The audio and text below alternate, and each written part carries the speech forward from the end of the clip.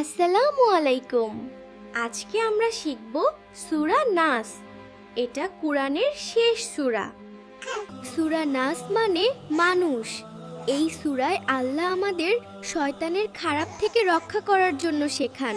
চলো শুনি প্রথম আয়াত, তারপর বাংলা অর্থ শিখব। কুল আউযু বিরাব্বিন নাস।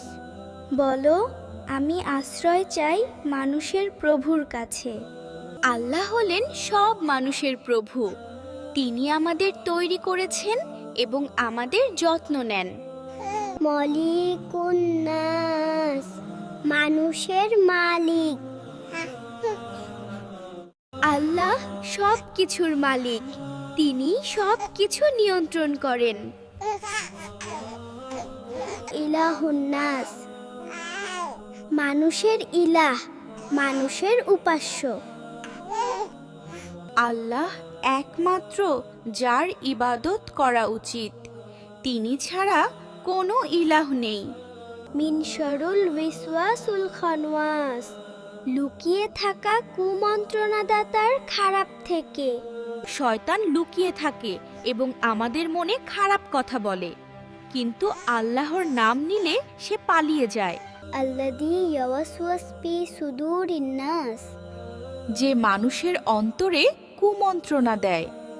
শয়তান আমাদের মনে, আমাদের অন্তরে খারাপ চিন্তা দেয়। তাই আমরা আল্লাহর কাছে রক্ষা চাই।